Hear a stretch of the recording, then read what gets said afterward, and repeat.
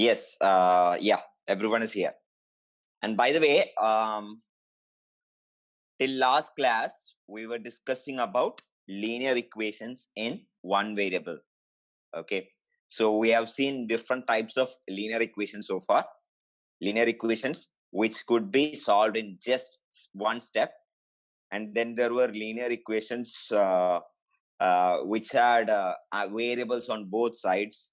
Then we have seen linear equation which needed to be simplified, like you have to combine the like terms, you have to expand the brackets and things like that. And there were also linear equations which involved fractions, which involved decimal numbers, and which involved cross multiplication, etc. Right? So we have completed 6 problem sheets. You have solved 60 questions so far, right? So I hope now you have a very good idea about solving linear equations. So far so good. What do you say? You have solved so many questions so far, right? Now you have a very good idea about solving linear equation. You're confident, right? Tell me. Yes. Yeah, cool. And in the one of the last previous classes, I have mentioned that within a linear equation, you may have an unknown constant. You can have a parameter inside the equation. Why I want to discuss is that in the next section, we will be seeing an unknown constant within the linear equation. That is why I've created a problem sheet with unknown constants. So let's quickly solve this. This was an assignment for the previous week, not last week, but the previous week. So let's quickly complete this and then move on to the next topic. Okay. I hope you have this problem sheet with you. Please take problem sheet number 7. We are done. We have fully covered sheet number 6, right? We have fully covered sheet number 6. Now we are in problem sheet number 7. Yes. Let's go to question number 1. And by the way, have you guys tried this sheet? Have you guys tried the sheet? This one? Yes or no?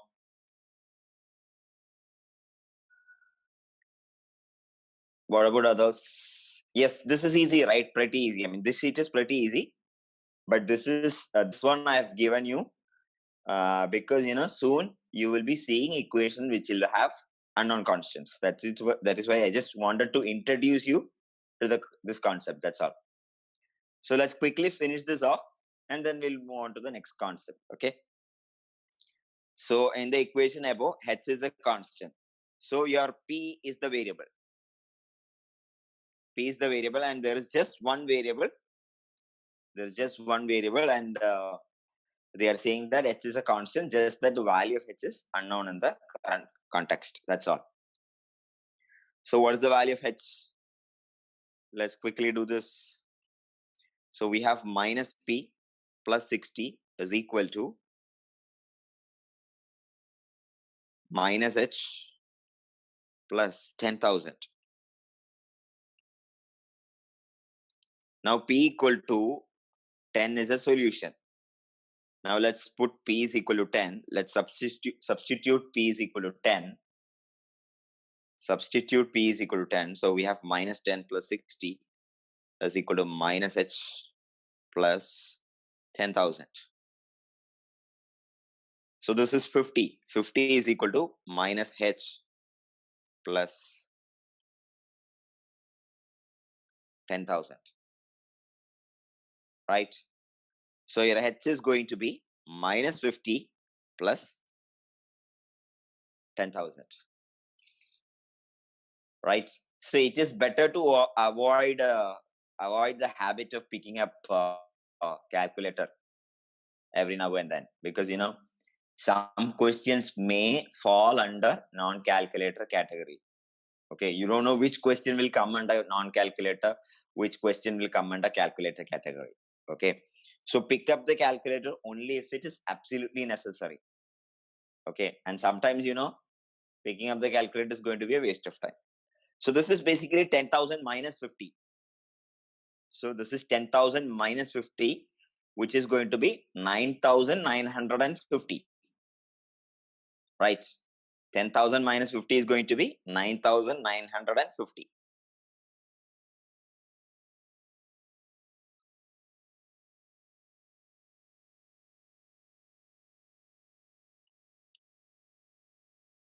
Yes. All right.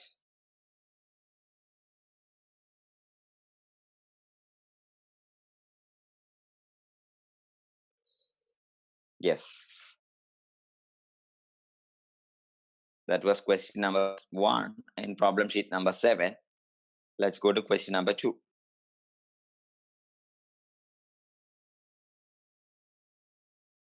In the equation, minus 2 times x plus 2 is equal to 6 minus mx. M is a constant, x is equal to minus 5. Is a solution. So x is the variable and the solution to the equation is known as x is equal to minus 5. You have to figure out the value of that unknown constant, unknown parameter that is there in the question. Okay. You just simply substitute x is equal to minus 5. That's all. So minus 2 times minus 5 plus 2 is equal to 6 minus mx. Minus 2 times minus 3 is equal to 6 minus mx. Minus 2 into minus 3, negation of negation. Negation of negation will be positive. Right. So this is going to be 6. 6 is equal to 6 minus mx. And see, 6 goes away. You have 0 is equal to minus mx. Oh, I'm sorry. I actually forgot to substitute the value of x. X, you have to put x everywhere. Okay.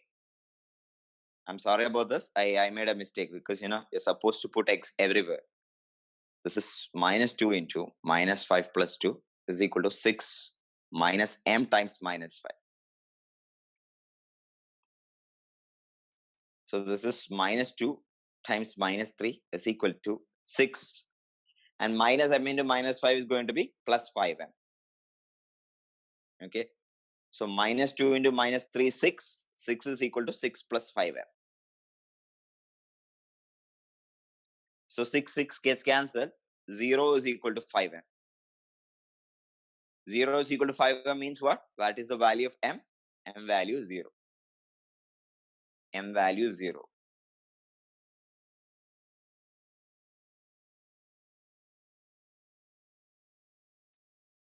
M value 0.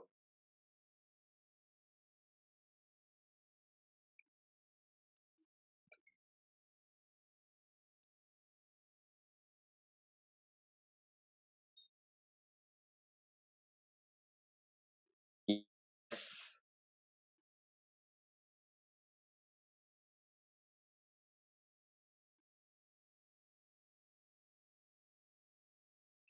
Yes. Let's go to the next question. Question number 3. Question number 3 is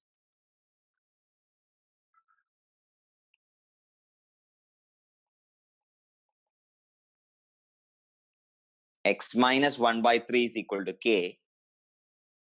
X minus 1 by 3 is equal to k.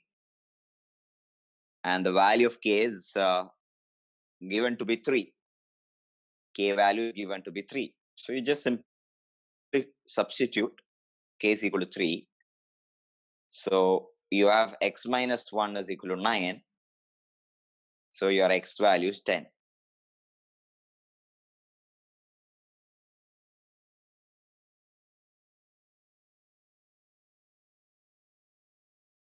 Okay. So in this case, k was given. You're supposed to find x value. Okay. Cool.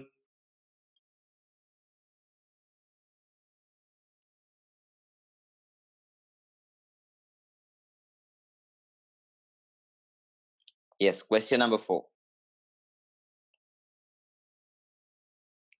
This is fine, right? Tell me if you want me to slow down. Do you want me to slow down?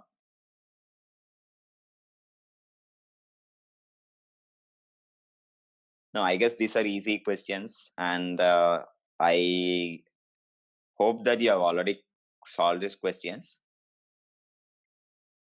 But in case if you want me to slow down, please do let me know. What about others? That's all right.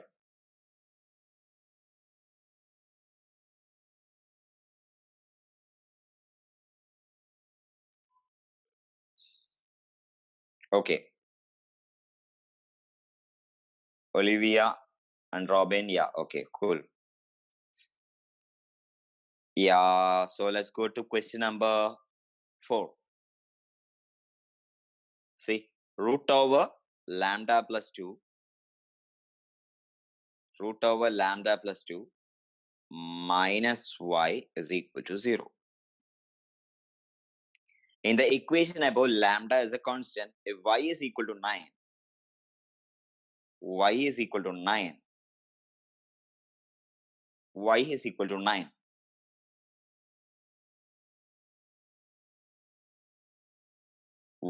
Y is equal to 9. What is the value of lambda? What is the value of lambda? So you just simply substitute y is equal to 9. So root over lambda plus 2 minus 9 is going to be 0. Root over lambda plus 2 is going to be 9. Right? Now to remove the radical sign, remove the square root sign, what do? You square on both sides. You square on both sides. You understand this step? You understand this step? Just like you add constants on both sides, just like you subtract the same constant, same number on both sides, just like you can multiply with the same number on both sides, you are allowed to square on both sides of an equation, because an equation means with that is which is something true. Okay, you can always square on both sides. So what happens? Lambda plus 2 is equal to 9 square, which is 81. And lambda is going to be 81 minus 2, which will be 79.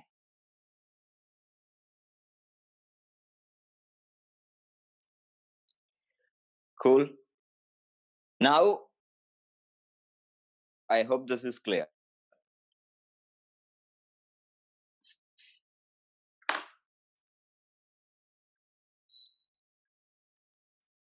Right. Now I have an interesting question for you. Please listen carefully. Is this done? Is this done?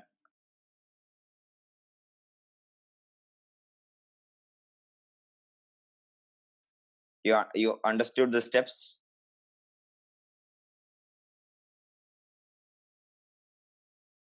Yes. Now my question is the same question. Same question. Instead of y is equal to 9, y is given as minus 9. What would be the answer? What would be the answer?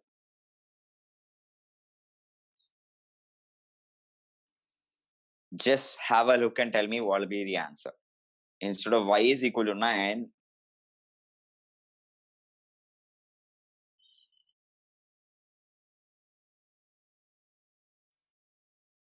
just think and let me know.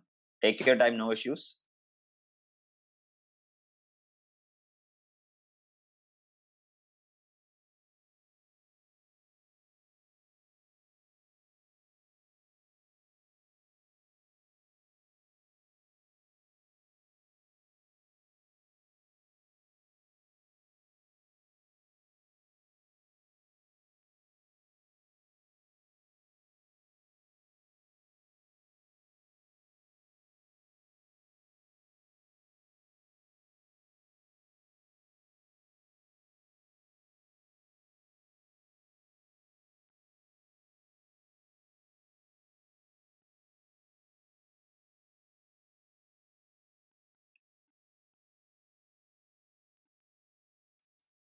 You understood my question?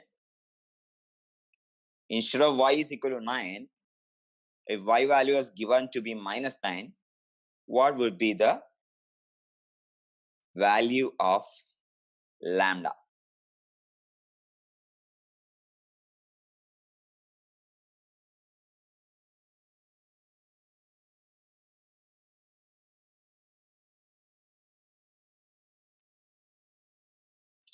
By the way, you have seen such symbols, right? This is what we call the Greek letter lambda, right?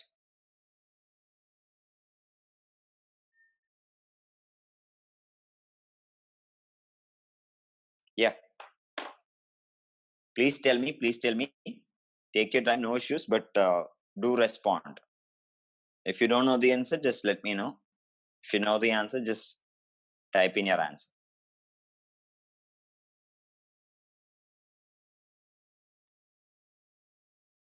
Yeah, so you're getting same 79, same answer. What about others?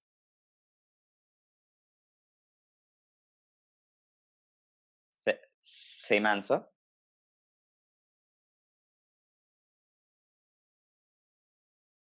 What about Prisha?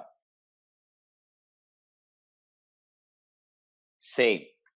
So you have root over lambda plus 2 plus 9 is equal to 0. So you have root over lambda plus 2 is equal to minus 9. You square both sides. You have lambda plus 2 is equal to minus 9 square is going to be 81. Lambda is equal to 81 minus 2, 79. You're getting the same answer. You're getting the same answer, but there is a catch. There's a catch here. Listen carefully. See, these steps are right. These steps are right, but the answer cannot be 79. Answer cannot be 79. Listen carefully. Listen carefully. Can you tell me why the answer cannot be 79? The steps are right. The steps are right, but the answer cannot be 79. Can somebody tell me why?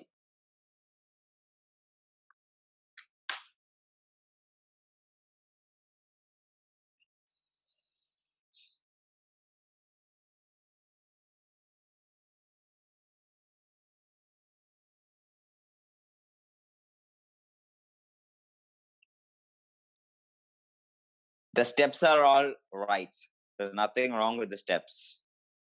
And you have arrived at lambda is equal to 79 as your answer, but it's not the answer.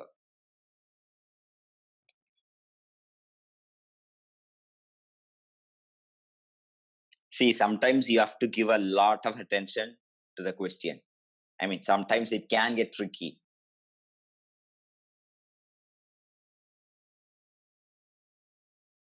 Any idea? Any idea why do you think lambda 79 is not going to be the answer? Any idea why you think lambda is equal to 79 is not the answer? What about others? If you have any idea, do let me know. I'm sure you would have learned this in school. You just need to apply that knowledge here. That's all. I'm pretty sure that you would have learned this fact. Just what about others? Olivia? Any ideas? Any clue?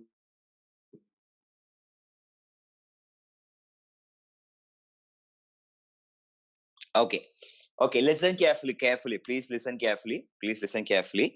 The problem happens because when you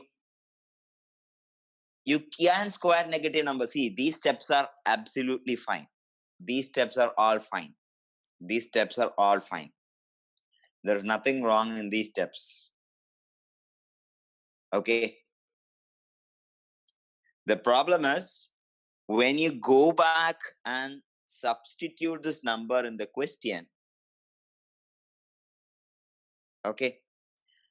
Root over 81 is the value of lambda plus 2. And root over 81 always gives plus 9 only. Okay.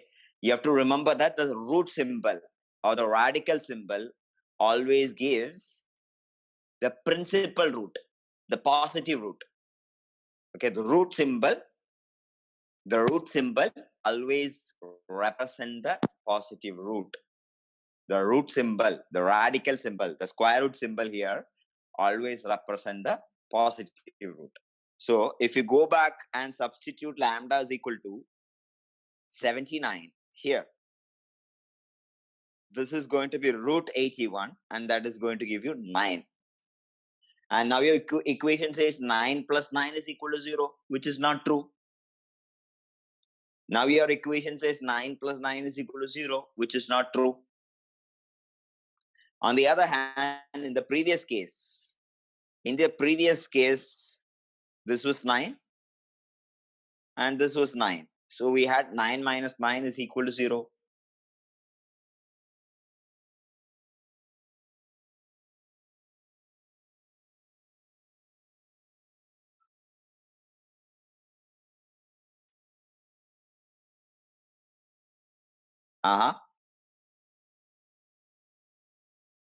So do you understand this for a fact that root over 81 is always 9 and it is not plus or minus 9. This is not plus or minus 9. Do you understand? Do you understand this? Yeah, you have understood this from school? That root symbol always represent the principal root. Have you learned this in school? Yes, that is cool. Very cool. Okay. See, in mathematics, when you're dealing with squares or square roots, you need to be very careful. I'll give you one more example. See this question. See this. Suppose you start with x is equal to 1. And by the way, and before that, you have to understand that root over 81 represents 9, but an equation of the form x square is equal to 81 will always give you x is equal to plus or minus 9. Why? Because when you take both 9 and minus 9, when you square both these numbers, you're going to get 81. Right?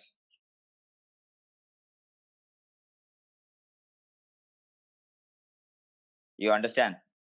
When you square both 9, see, this is a square thingy. This is the square black box. Okay. Now you put 9 into this, it is going to give you 81. Similarly, if you feed minus 9 into this, this is going to give you 81. On the other hand, suppose there is this root black box here. You feed 81 here, it is going to give you only 9. It gives you only the principal square root. So this might look like contradicting or paradoxical. This might look paradoxical, but there's nothing like that. Only thing you have to note that there is an intermediate step which says x is equal to plus or minus root 81. Okay, you just have to understand that the root symbol always represents the positive root. To get the negative root, you have to explicitly put a negative sign. To get the negative root, you have to put a negative sign explicitly. That's all. Okay. To get the negative root, you have to explicitly put a negative sign. To get the negative root, you have to explicitly put a negative sign. Yes, this is all right. I'll just repeat once again. If somebody tells you x square is 81, this means that x is equal to plus or minus 9. Why? Because the intermediate step is x is equal to plus or minus root over 81. Why? Because squaring both minus 9 and 9 is going to give you 81. However, the root symbol is going to give you only the value 9. To get the value of minus 9, you have to explicitly put a negative sign. Got it? To get the value of negative, to get the negative root, you have to explicitly put a negative sign outside the radical, outside the square root symbol.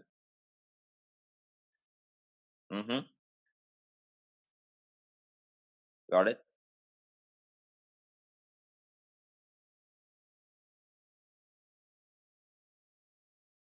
Got it? Yes?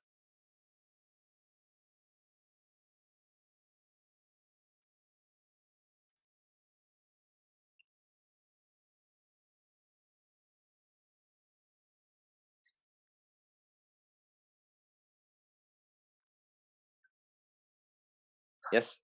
So this is a simple idea.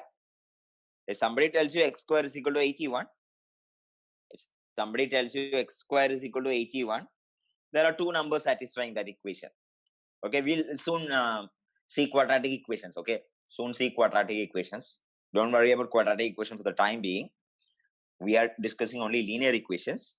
I just wanted to discuss this incidentally. And you have to understand that the root symbol, the radical symbol, always gives the principal value or the positive value. Root symbol always represent the positive number. Okay. So the steps are right. These steps are right. Okay. Only thing I want to highlight here is in one of the steps you are squaring both sides of an equation. Okay. In one of the steps you are squaring both sides of an equation. Okay, that is absolutely all right. It's a legal operation. But what happens when you square an equation? What happens when you square an equation? You understand that when you square an equation, you're getting an extra root. You're getting an extraneous solution. I'll just give you a simple example to understand this. Suppose you had this equation, x is equal to 1 to begin with. Suppose you had an equation, x is equal to 1 to begin with. Or say, instead of 1, let's say we had 81. No, 9. Let's say we had 9 to begin with. Now you are squaring both sides. You are squaring both sides. So what do you have? What do you have when you square on both sides? What do you have when you square both sides? What do you have when you square both sides? You have x squared is equal to 81, right? Now try to solve this equation. So this is going to be plus or minus root over 81. So this is going to be plus or minus 9. See this? See this? You started with x is equal to 9 and you end up getting x is equal to plus or minus 9. Now you understood what happened, right? When you square both sides of an equation, extra roots may show up. Extra solutions may show up. So if you are squaring an equation at any stage, it is always important that you go back to the original equation and verify that it is indeed the solution. So when you get two solutions, you just go back to the original condition and verify. Now you see that x is equal to minus 9 cannot be the solution because you just had x is equal to 9 to begin with. So you say that x is equal to 9 is the only solution, right? So when you're squaring, you're getting extra solutions. When you're squaring, you're getting extra solution. And that is exactly what happened in this. Okay. This is exactly what happened in this case. This equation had no solution to begin with. Lambda did not have any value to begin with, but when you squared, you got value of lambda 79. But when you go back to the original equation and substitute, you see that it is not being satisfied. So we say there is no value of lambda. No value of lambda. Okay. Why? Because when you put lambda is equal to 79, this expression is coming out to be 9. Okay. You can't have 9 plus 9 is equal to 0. Okay. So why did we get this 79 as an answer? Because in one of the steps, we are squaring an equation. When you square an equation, it is possible that extra values may come up. As we just saw in this simple example. See, in this simple example, suppose we had a simple equation x is equal to 9 to begin with, and you square on both sides. And what happens? See, when you square, it becomes x squared is equal to 81. And now when you solve it, you have two values. You see that?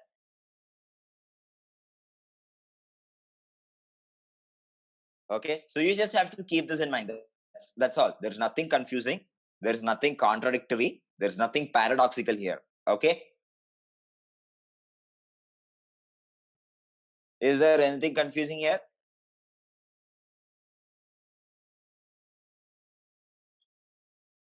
No. There are two things I highlighted. One thing is root symbol always gives the positive root. Okay. Second thing is when you're squaring, extra roots may show up. That's all. You just need to understand this. So tell me, what is root over 9? What is root over 9? What is root over 9?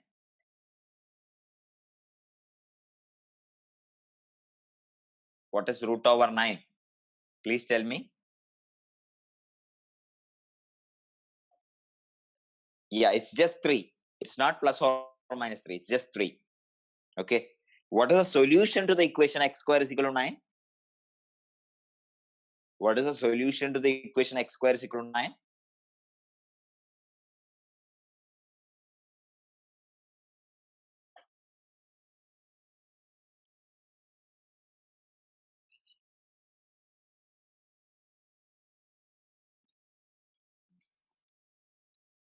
What is the solution to the equation x square is equal to 9?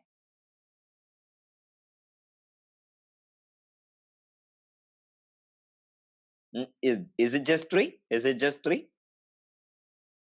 No, we just saw that it is both plus 3 and minus 3. Yeah, it is both plus or minus 3 because, when you square minus 3, you get 9. When you square 3, you get 9. Okay.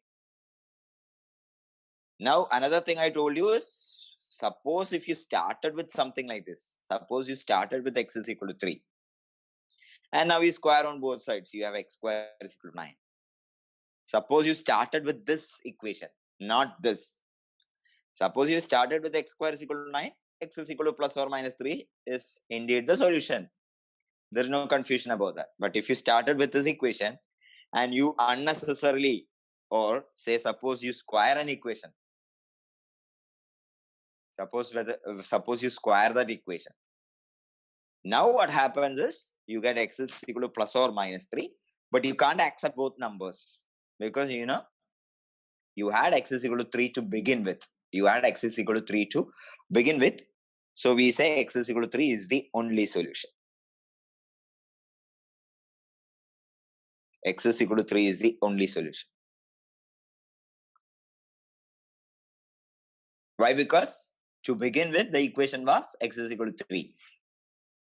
So whenever there is squaring involved at any step, whenever there is squaring involved at any step, it is important that you go back to the original first step, and check whether both your check whether all the solutions you get are being satisfied.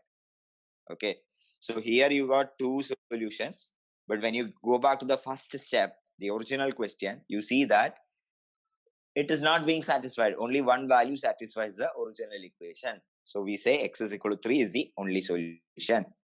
On the other hand, in this case, suppose you had x square is equal to 9 to begin with, and you say x is equal to plus or minus 3 is the solution. You go back to the original equation and substitute and see that is being satisfied. So x is equal to 3 and minus 3 are the solutions.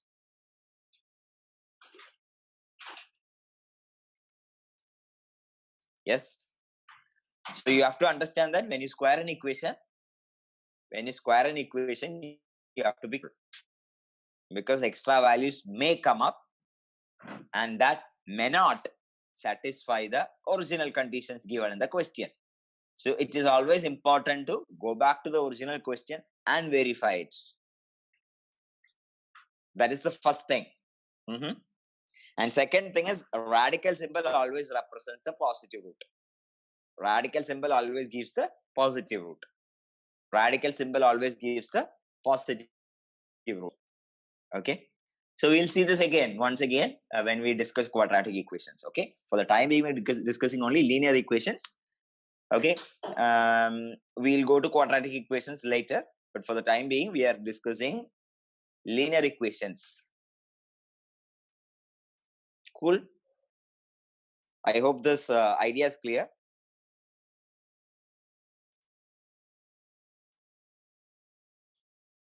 Yes. Okay, and now we'll continue with the problem sheet, but before that, I would like to go to the next topic, because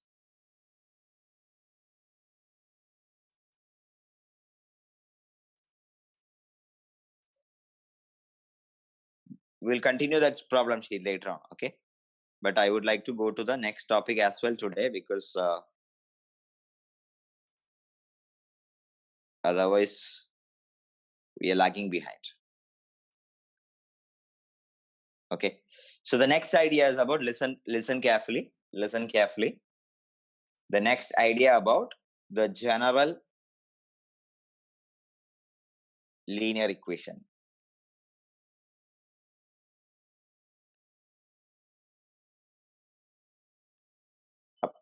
You have seen that in general, a linear equation will have a linear expression on one side, and you have a linear expression on the other side as well, right? Right? You have seen linear equations, all the linear equations. After simplifying the parentheses and combining the like terms, how will it look like? On the LHS, there will be a linear equation. On the R, there will be a linear expression. And how will a linear expression look like? 2x plus 3, or say 4x plus 7, or say 1 by 3x plus 2, 2.5x plus 7 by 3. These are all linear expressions, right? These are all linear expressions. Why? Because the highest power of the variable, highest degree of the variable is 1. You have the first degree expression. You don't have second degree expressions. You have just first degree expressions, right? So these are linear expressions.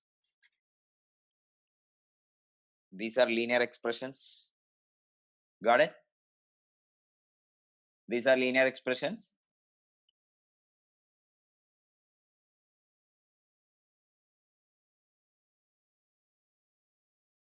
Yes or no? Are you with me? Yeah. And when do we call it an equation? When do we call it an equation? When do we call it an equation? When you have something like this. When you have something like this, or when you have something like this. When you have something like this, these are linear equations. These are linear equations, right? And we have been seeing these kinds of equation all these days. And slightly more complicated equations will have linear expressions on both sides, right? You can have 2x plus 3 is equal to 4x plus 7, right? Of course, you, after simplifying the brackets on both sides, after combining the like terms on both sides, after simplifying the parenthesis, after combining the like terms, LHS and RHS would look like this, would look like a linear expression. Got it? This is also a linear equation. This is also a linear equation, right?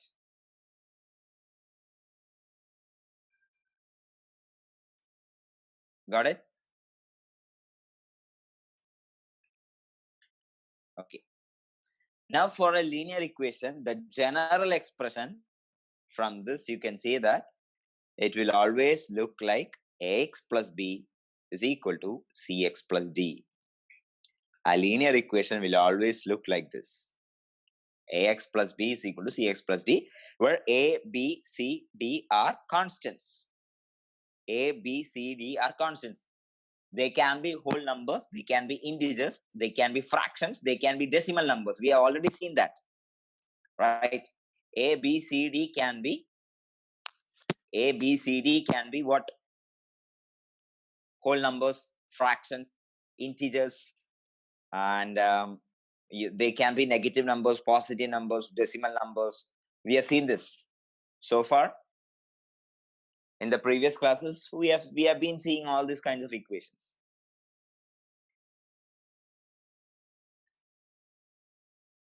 Okay.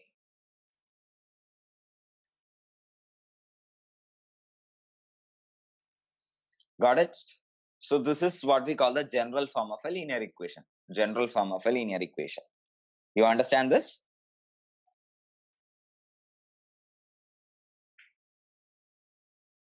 General form of a linear equation. And from today's question discussion, we have also seen that one or more of these constants may be given as unknown quantities. These constant can appear as unknown quantities. They may not always be non-quantities. They could be unknown quantities. That is not an issue. Okay, we have seen that as well. Yes. Now, with respect to this general equation, there are 3 different cases. I want to discuss those cases today. We have 3 different cases. Okay. We have 3 different cases, and I want to discuss those cases today. First case is when A is equal to C. No, let's see the simplest case. When A is not equal to C. When A is not equal to C. When A is not equal to C. Okay. Say, for example, 2x plus 3 is equal to 5x plus 7. A is not equal to C means what? The coefficient of x on both sides are different. The coefficients of x on both sides are different.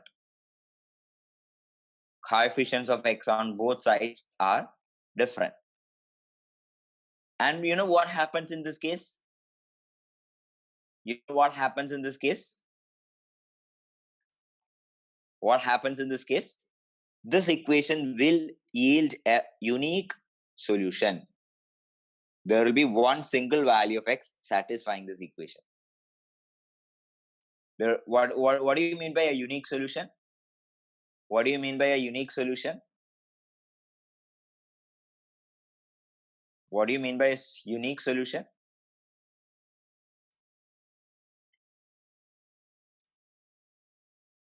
What do you mean by a unique solution?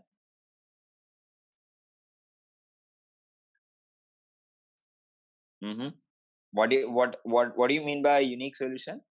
When you try to solve this equation, when you try to find the value of x, you're going to get a single value of x. There is a single value for x as its solution.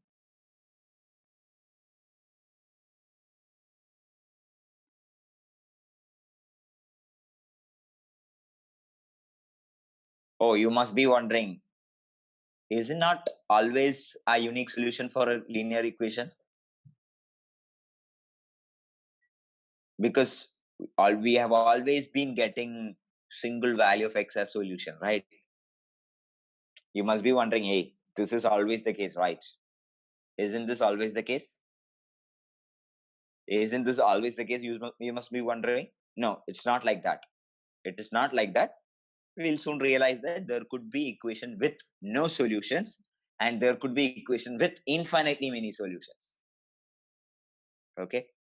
So there could be equations with no solutions at all, and there could be equation with infinitely many solutions. We'll soon see this. Okay. So first of all, we are taking this particular case when A and C are different. When A and C are different, you can easily solve this equation. How we can solve this equation? Take 2x to the other side. We have 5x minus 2x. Take 7 to this side. We have 3 minus 7. So we have minus 4 is equal to 5x minus 2x is 3x. So your x is minus 4 by 3. Right? So this is what we call a unique solution situation. And all these days, we have been seeing this case only. All these days, we have been seeing this case only. Remember? Please note it down. A linear equation need not always have a unique solution. Although 99% of the equations that you will encounter will have a unique solution. 99% of the equations that you will encounter will have a unique solution.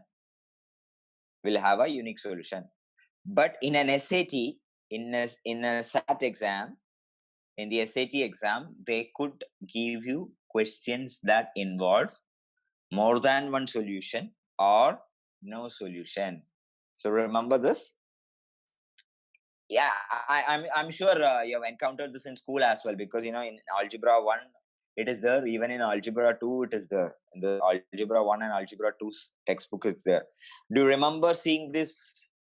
Do you remember seeing this unique solution, infinite solution, no solution cases? Do you recall hearing these terms? Have you heard of these terms before? Unique solution, infinitely many solution, and no solution.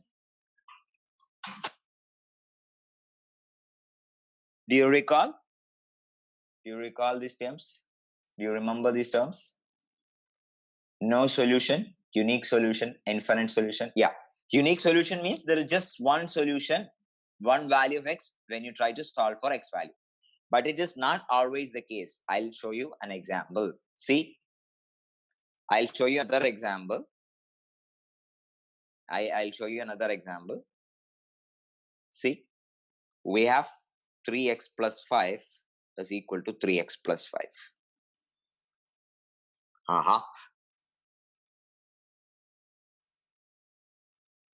See this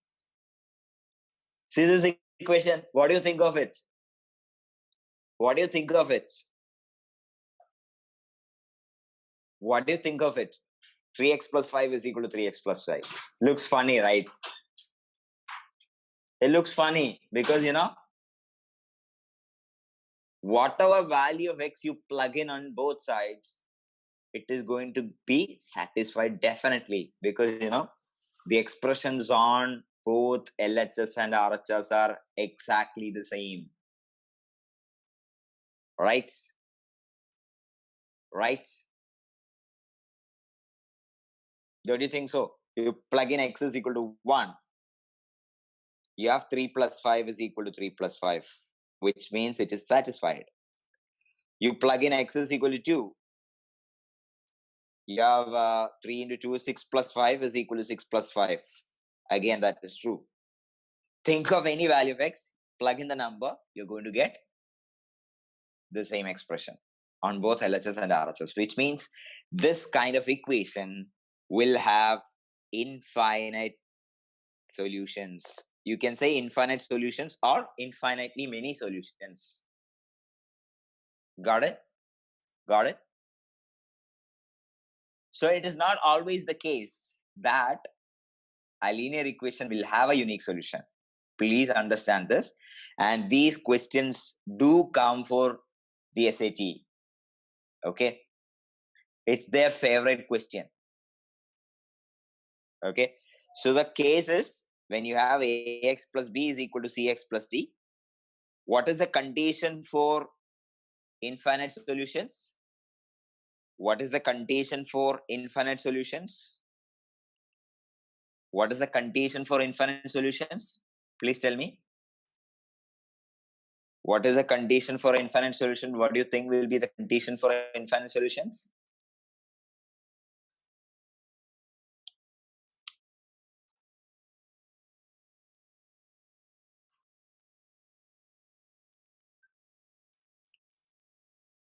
Yeah.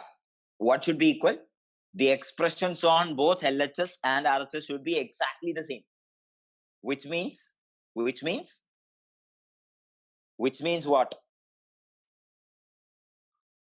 Which means what?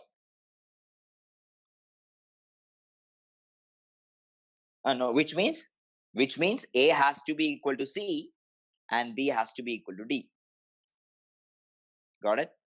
A has to be equal to C and B has to be equal to D. Because, for infinite solution, the expressions on both LHS and RHS must be exactly the same. The expressions on both LHS and RHS should be exactly the same. The expressions on both LHS and RHS should be exactly the same.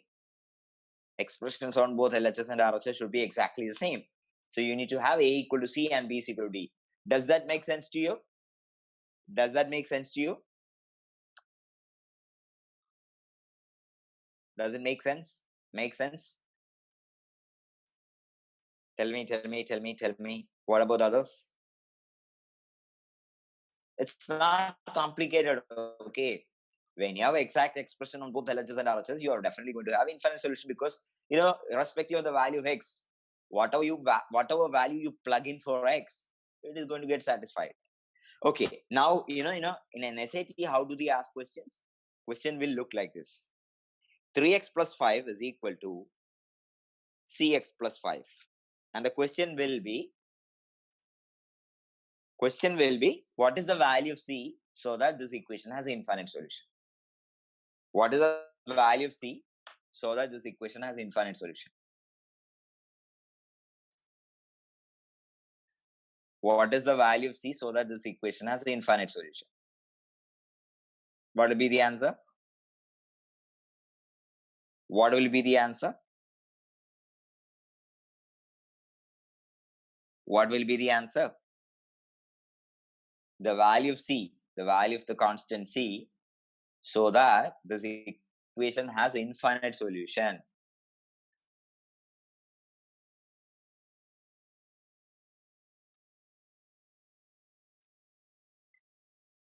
Yes, that's all. That's all.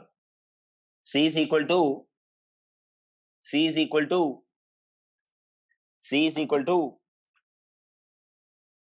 3. That's all. C has to be equal to 3. Then your both LHS and RHS will be matched. Okay, because this is already the same number. This is already the same number.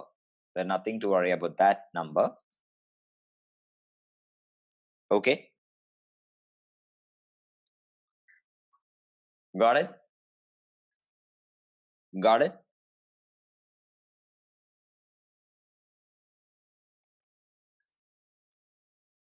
So you have to understand that apart from unique solution case, you could have infinite solution case as well. I'm sure you would have seen this in school, but now you understood the concept, right? You understood the concept. You understood why it works. What is the logic? Why it makes sense? Do you understand? Hope you understood why it makes sense now. Why an equation can have infinite solution? Yes or no?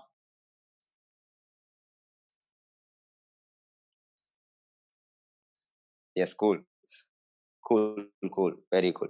Now you could have a case where there's no solution to an equation. For example, see 5x plus 6 is equal to 3x plus 6. What can you tell about this equation? I'm sorry. I made a mistake. 5x plus 6 is equal to 5x plus 7.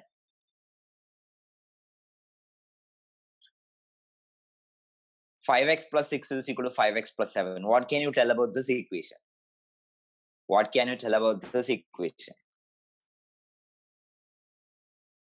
What can you tell about this equation?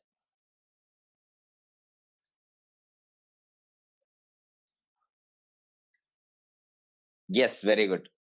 Very good. Very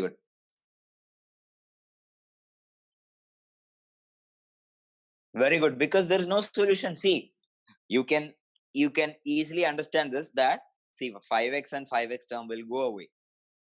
And now you're left with a contradictory statement. You are left with a contradictory statement. So which means whatever value you choose for x, you're always going to get a contradictory statement. And this will not give you any solution. No solution. Because the original equation cannot be satisfied by any value of x you choose. The original equation cannot be satisfied for any value of x you choose. Got it? So there is another case in which you can have no solution at all. Do you understand this? Do you understand why you have no solution? Because the 5x and 5x terms get cancelled. You're left with 6 is equal to 7. How does that make sense? It is not possible. So the original equation cannot have any solution to begin with. Got it? Tell me.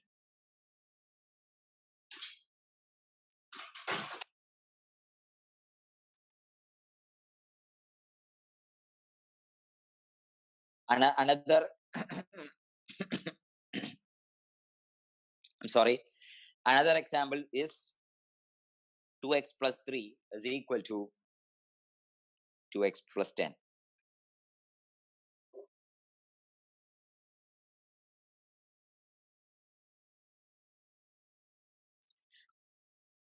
What do you see?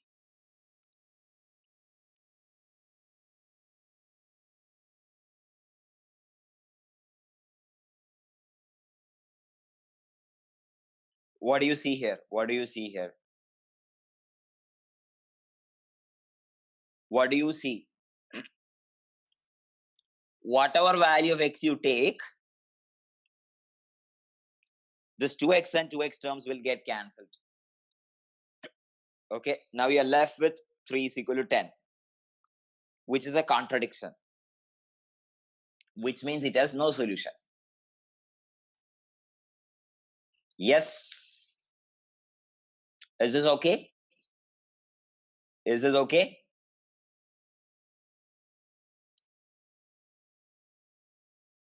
Yes. What about others? Yes. So for an equation, I'll just take 2 more minutes. So for an equation, ax plus b is equal to cx plus d. For an equation, ax plus b is equal to cx plus d. No solution means what? The x term should go away.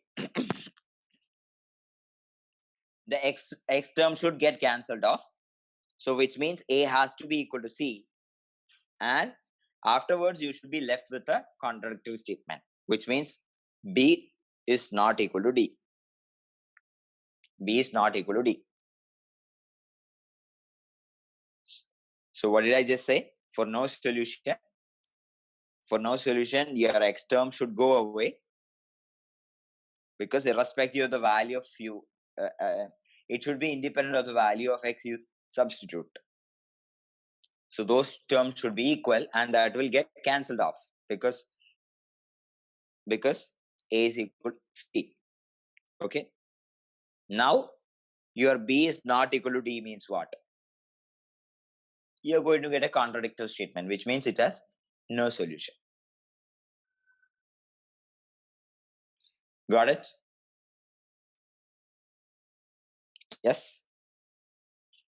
Okay. So for the next class, we have the pending sheet number 7.